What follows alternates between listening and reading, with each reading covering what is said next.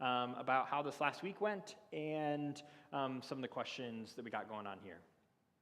Break.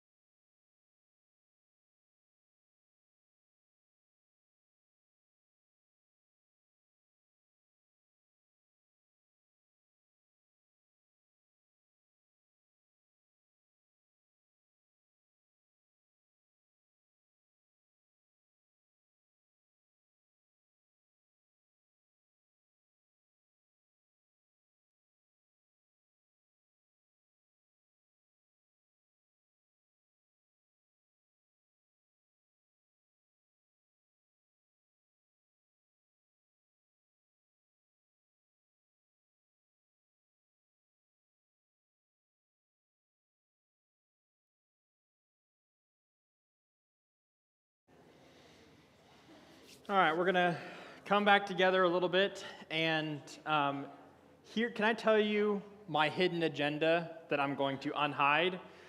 Is that I hope these conversations are just a foretaste, and you're like, oh, we want to continue this conversation. Most of you all have dinner tables. There's restaurants, you can go and sit, and you can eat a meal together and have conversation. So we hope that part of this discussion on Sundays is really just to be able to maybe make a little bit of a connection with one another and to be able to foster a little bit more connection even outside of this space. So let me tell you a true story. True story. There's this successful kind of financier guy, and when he graduated from college, his life goal was to be the richest person on earth. That was his life goal. Immediately, he started to make a lot of money. He was a kind of a nominal Christian, and he gave, a little away, but he was mostly focused on his career. But his life changed when he was invited to a conference run by this small nonprofit that brings together high net worth Christians, or to put bluntly, rich Christians, to inspire them to what they call radical generosity. He gets there, and a business person gets up and tells a story about how they reverse tithe, and they live on 10% of their income, and they give away 90%.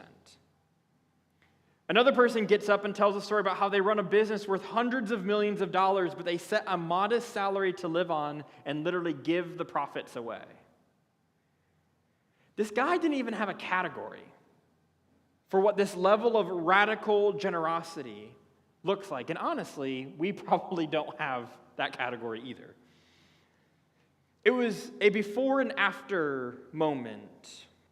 Coming away, he changed his relationship to money, and in turn, it changed the trajectory of his entire life. Today, many years later, he and his family live on 20% of their income, and they give away 80%. They generously give to their church community, and they started a foundation to give what they call a whole person care for people on the margins, which has brought their family into genuine relationships with people from all kinds of different walks of life. And to be honest, for those of us in this room, because I'm just probably going to say none of us are in this situation.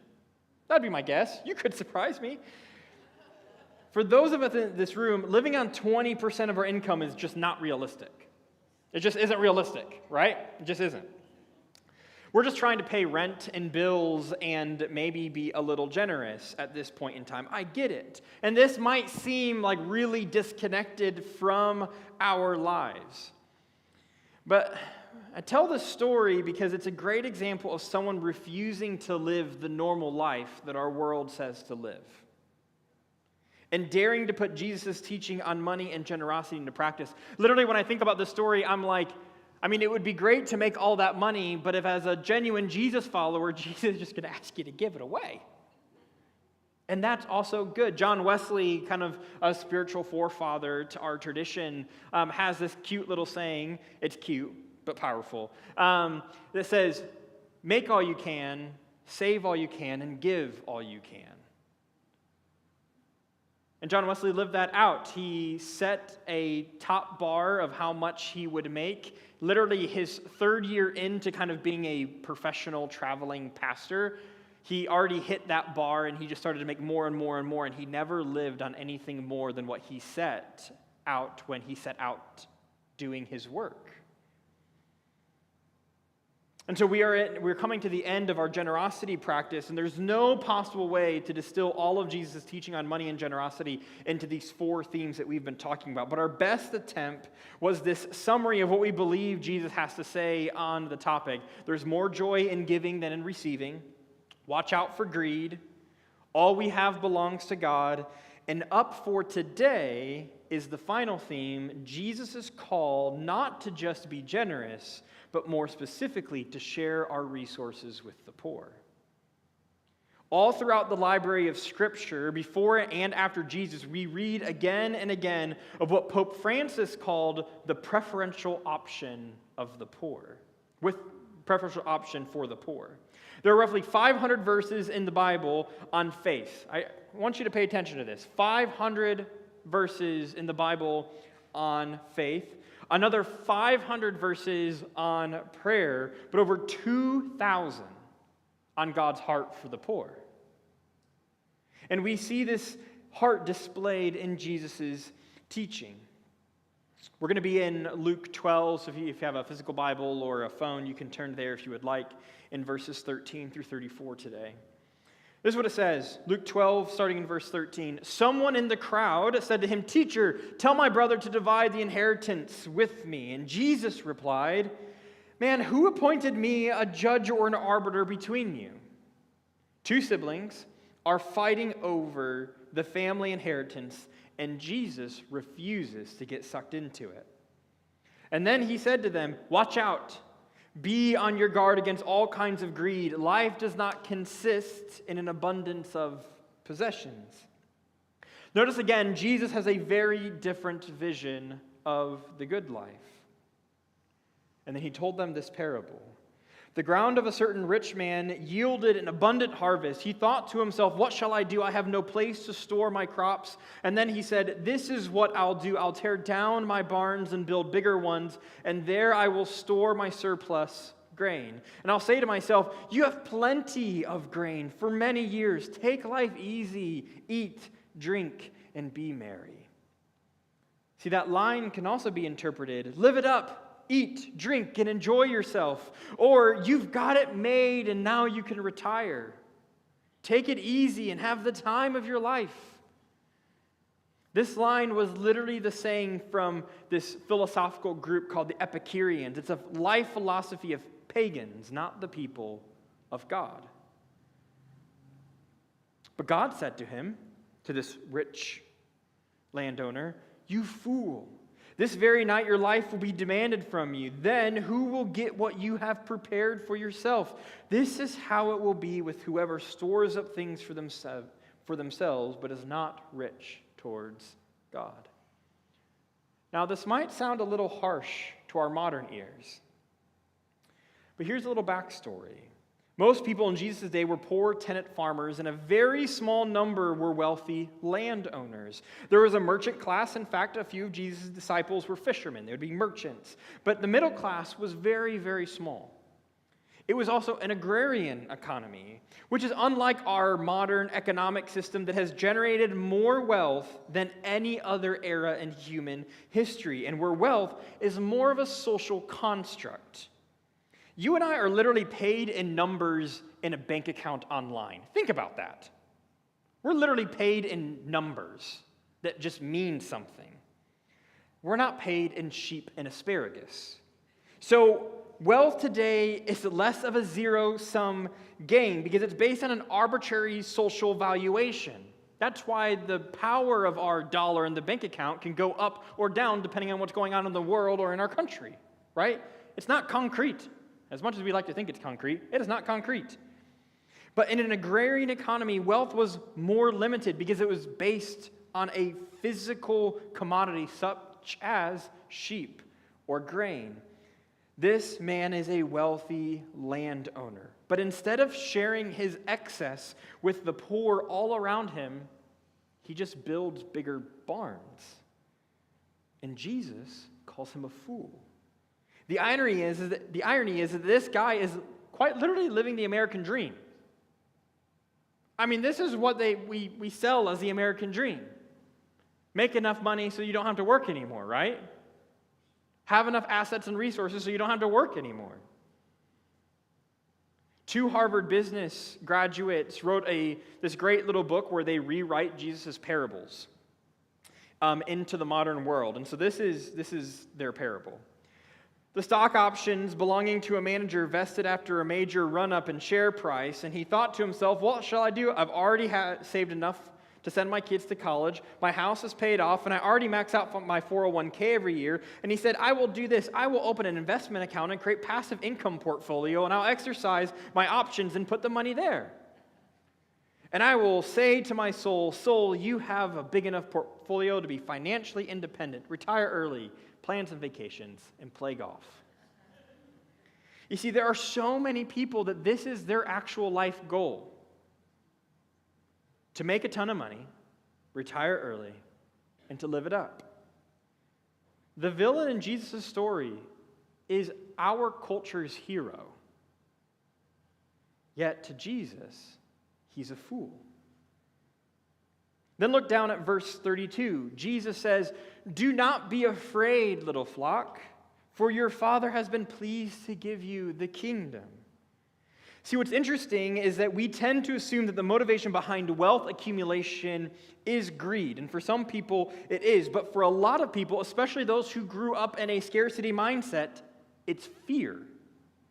Fear of not having enough, fear of being poor like our parents, fear of looming disaster. We're back to Jesus' abundance mindset. God is our Father provider. His heart is to give to us, not take. We have an entire industry. Now, don't go cancel your insurance policies. But we have an entire industry that is about hedging our bets towards the future to pay a little bit of money now, right?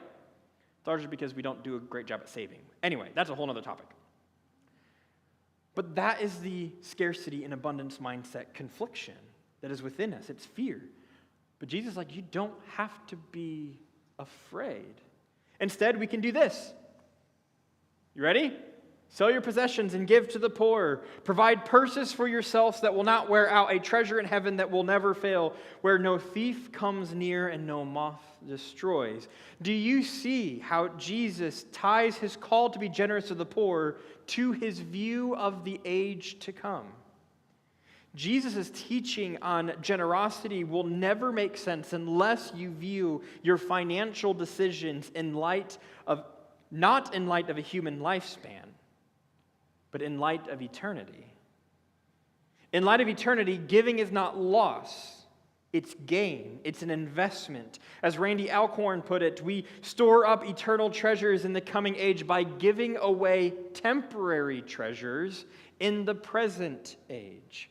Think about when you put some money into an investment. There's often a little feeling of pain, as you might have loved to use that money to buy something else, but you don't lose that money. You put it where it can accrue interest over time because of the longer-term dreams in your heart.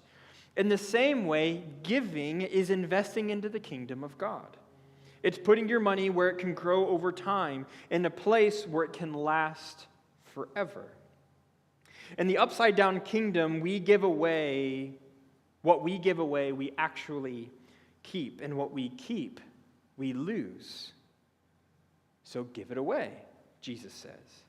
For where your treasure is, there your heart will be also. We covered this sacred law of the universe in our first session. Our hearts follow our money.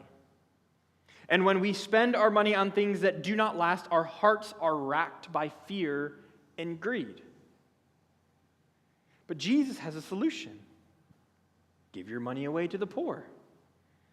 Interestingly, this is actually the second time that Jesus has said this in Luke's gospel, which is key because ancient writings were hand-copied. Every word was expensive. So if an author wanted to really emphasize a point, he would repeat it. Just one chapter before this, Jesus says to the Pharisees, "Now then, you Pharisees, clean the outside of the cup and dish, but inside you are full of greed and wickedness. You foolish people, did not one who made the outside make the inside also? But now as for what is inside of you, be generous to the poor, and everything will be clean for you." Meaning, if there's a silver bullet for greed, a practice to clean out our hearts and to set our hearts free, it's this: be generous to the poor. It comes as no surprise that Jesus' first apprentices did exactly that. In the early church, in Acts 2, the first story that we have of the early church at all, we read this famous passage that all the believers were together and had everything in common. They sold property and possessions to give to anyone who had need. Luke and Acts, the Gospel of Luke and the book of Acts, were both written by the same author like a 2-volume story. Did you see Luke repeat Jesus' line in there? Luke 12, sell your possessions and give to the poor. Acts 2, they sold property and possessions to give to anyone who had need. They just did it. They did what Jesus told them to do. Imagine that.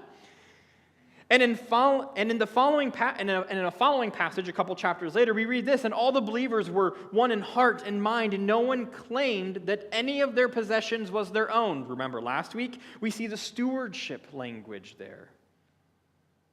But they shared everything they had with great power. The apostles continued to testify to the resurrection of the Lord Jesus, and God's grace was so powerfully at work in them that there were no needy persons among them. For from time to time, those who owned land or houses sold them, brought the money from the sale, and put it at the apostles' feet, and it was distributed to anyone who had need. The early church was wildly generous to the poor. The pastor, that maybe you recognize the name, Tim Keller, called it financial promiscuity. He said the early church was strikingly different from the culture around it in this way. The pagan society was stingy with its money and promiscuous with its body. A pagan gave nobody their money and practically gave everybody their body. And the Christians came along and gave practically nobody their body, and they gave practically everybody their money. In fact, one of the main criticisms from the pagan Romans was that the church's generosity put the Roman world to shame. In a letter, the 4th century emperor Julian the Apostate, literally an emperor of the Roman Empire, taking notice. It is disgraceful that the impious Galileans, that's what they called the followers of Jesus, support not their own poor, but ours as well. All men see our people lack aid from us. It's hard for us to imagine now because of the impact of Jesus on the world. But there was no moral value in the Roman world for which the rich to share with the poor, none. Nor were there any social services from the government or tax-based wealth distribution. Almost all of that work was done by the church. Early on, churches and monasteries became these sprawling centers of social justice. St. Basil, the bishop of Caesarea, in the 4th century, founded what was arguably the first hospital. Literally before Jesus, there were no hospitals. Like, think about that now. Like, we care for the sick, right? Hospitals didn't exist before the impact of Jesus on the world. And this grew into a small town called the Basiliad. It had a hotel for travelers, hospice care for the dying, a leper colony, daily feeding program, and fixed-hour prayer. And soon this model spread all over the world, and we still see it in play today. Here's St. Basil himself. The bread which you do not use is the bread for the hungry. The garment hanging in your wardrobe is the garment of him who is naked. The shoes that you do not wear are the shoes of the one who is barefoot. The money that you keep locked away is the money of the poor. The acts of charity that you do not perform are so many injustices that you commit. He's voicing an idea that was prevalent in the early church, that wealth kept for yourself beyond a certain level was actually stolen from the poor. And again, it was an agrarian economy and all of that, but still they took Jesus' teaching really, really seriously. One of the central practices of early Christians was something called almsgiving, which was basically generosity to the poor, but they would often not only give money, but time and relationship as well. The Didache, which is one of the earliest Christian writings that we have outside of the New Testament, says this: "Let your alms sweat in your hands until you know to whom you should give." In the early church, people would regularly bring offerings of money and extra food to the weekly church meal for those who were in need to take home. The Lord's Supper, this little communion thing that we do is nice and cute, but it used to be an actual meal, and it was a regular meal in order to feed the community. It itself was an act of social justice. But because so much of this work has since been taken on by our governments, it's easy for us to forget that it is a core part of our calling as followers of Jesus. Now, this raises all sorts of questions about how to practice almsgiving today. The poor are often invisible to those of us in the middle class and up because of the hurried lifestyle enclaves, and because, quite frankly, most of us just live in zip codes with people who are in the same tax bracket. It's hard to know what to do with the scale of the modern nation state, the cost of living in our cities, and how it's all tied to taxation. But don't let that paralysis stop your heart. Surely you can do something. You can make a small donation to a church or a nonprofit that is serving the poor, or you can volunteer with your time and build relationship. Or even better, you ready for this? You can just see who is in your circle that is in need. Did you see in the text that a synonym for the poor is anyone who had need? Often we think of the poor as those in abject poverty in another country or those living on the streets, which raises all sorts of questions about addiction and mental illness. But do you know who has a need? The need could be a roof over their head, or could be to pay a medical bill, or it could be to send a kid to youth camp or to find transportation. Who do you know in your church, in your community, in your life? And what do you have to give, even if it's small? Even if it's $20 or an extra plate for dinner, no matter how small, a sacred law of the kingdom is that God can do a lot with a little. Our 5 bread loaves go far beyond what we could ever dream.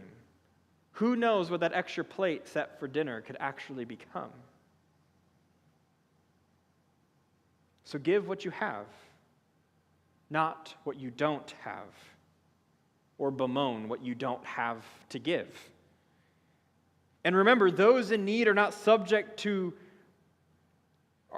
not the objects of our pity, but your brothers and sisters, your kin in Jesus. Our goal isn't just to give resources to those in need, but to create a new kind of family, to blur the lines between giver and receiver. You may have extra resources to give them, but they may have far more to give you. Our goal is to create a community where it could be said there was no needy person among them. I'm going to repeat that. Our goal here is to create a community where it could be said there was no needy person among them. Follow the leading of the Spirit in your heart. So don't build bigger barns. Be generous to the poor. Be generous to those who are in need. And just look at each other a little bit. I can guarantee you at some point in time, the person that you just looked at is going to have some kind of need. I can guarantee it. When there is no more need in the world, the kingdom has come in its fullness.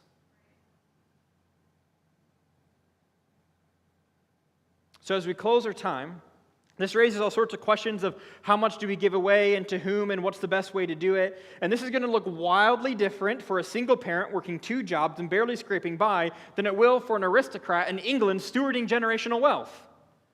That's a broad spectrum there.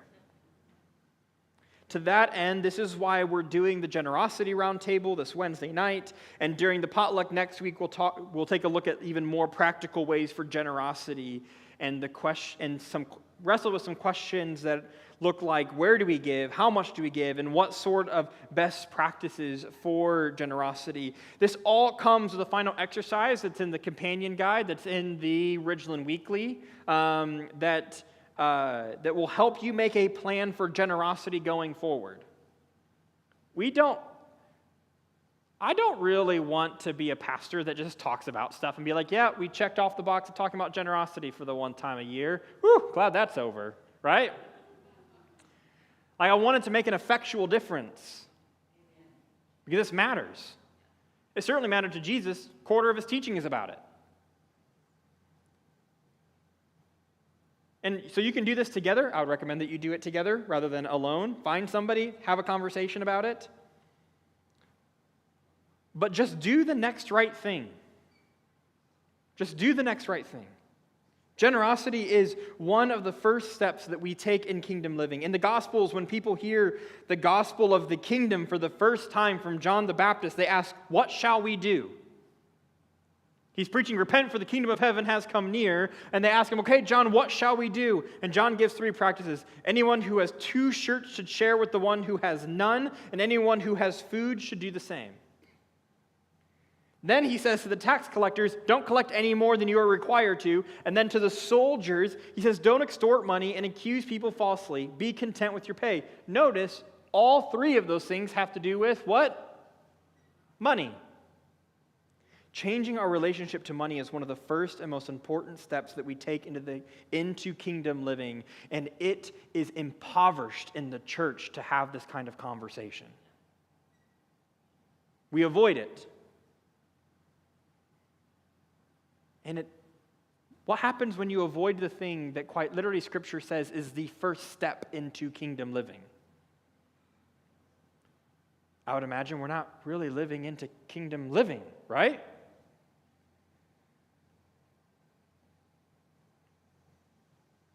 So what's the next step for you?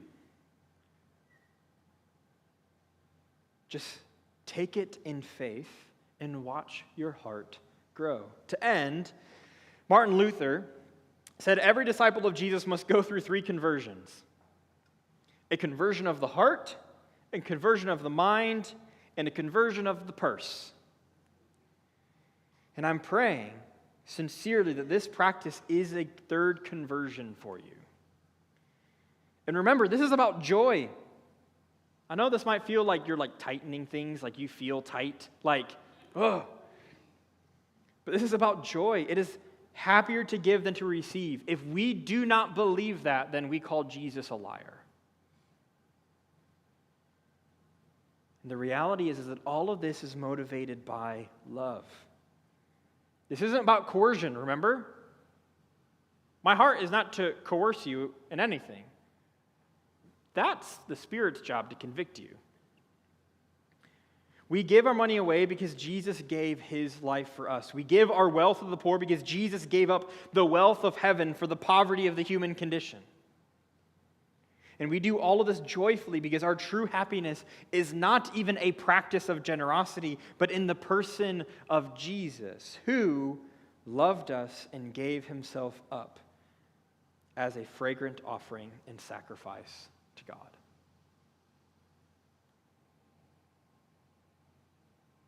So how do you feel? What does this stir within you? Good news is we're going to talk about it. So we're going to have some questions come up to reflect. And so once again, kind of turn around, have conversation. So questions to come out in the stream. In what ways are you inspired by the stories of radical generosity? In what ways do they challenge you? In your everyday life, how often do you find yourself proximate to those who are on the margins of our society? What has looked like to share your resources with them? Who in your life has access to the way that you steward your finances? That's a big one. And do they have permission to speak into it honestly? If not, who could you invite into this space? And as we finish this practice, what invitations to generosity do you sense the Spirit extending? So circle around, have conversation, and we'll talk about it for a few minutes.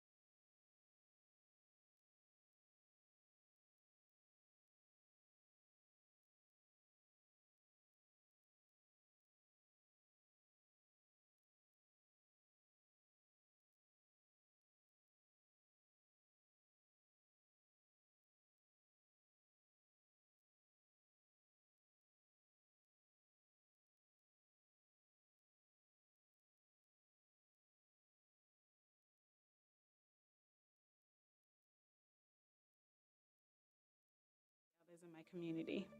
Whenever I think of generosity in relation to Jesus, myself, and others, I always come back to community. And the first example that I have was when I first moved to Portland. I got a text from my roommate that my apartment had flooded, and it was 3 of us. We had had heavy rain maybe the night before, and there was a backlog. So water was coming up from everything, from the kitchen sinks, from the bathrooms. It was the weirdest experience. So I sent my community group a text message, and I get there and my roommate's community group is already there. They've taken out my rug, they're vacuuming. And then my friend just starts helping me pack my clothes because I think I'm just in shock of what is happening. It just felt so surreal. And then we drive over to her house, and I end up living with them for 3 months, not paying rent. And then because I didn't have a car, she would drive me to work every morning. And that was like a 35-minute drive. And she would literally be like, I'm so grateful for this time that we get to connect. It just made no sense. And then another member of our church, who isn't even in my community group, he decides I'm gonna help you get your license. So maybe 3 times a week, he would drive to my office and just let me drive him back to the Northeast just so I could get practice. And I think that was must have been hours out of his week. He pays for me to get my driver's test, and then I pass. He's freaking out because it feels like a communal win. And then maybe a month after, he shows up to my office and he's like, hey, guess what? The car is yours. And I just start crying because it was just so kind. So yeah, I feel like that was the biggest testament of God's goodness because it made such a difference.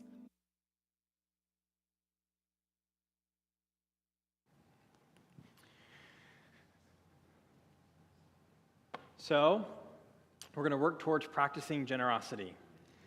As a reminder, we have the roundtable on Wednesday night to just continue the conversation and to just talk practically. I know it can be uncomfortable. I find it's one of those things that money is going to make you uncomfortable whether you talk about it or not. So you might as well talk about it and be in that community. And so we have that, and then next week we're still be talking about generosity and just more practical things as we're eating and sharing a meal together. So that's happening next week, and then actually we're continuing this format, and then we're going to be talking about community next. So we talk about generosity, and then next we're going to talk about community. I will tell you, I don't say this to scare you. If this was intense, just the raw teachings of Jesus on generosity and relationship to our possessions is intense. I get that. The conversation around community is just as intense. He means it. He means real community. And even as you hear in that story there, that generosity divorced from community really is just philanthropy. And so we want to be a generous community. So we're going to be talking about community in a couple weeks, and I'm really looking forward to it. So would you stand, though, as give this benediction? May God bless you abundantly, so that in all things at all times you may have all that you need. May you freely scatter your gifts to the poor, and may God, who supplies a seed to the sower and bread for food, also supply and increase your store of seed and enlarge the harvest of your righteousness. May you be enriched in every way, so that you can be generous on every occasion, and may your generosity result in thanksgiving to God. Go in his grace and peace.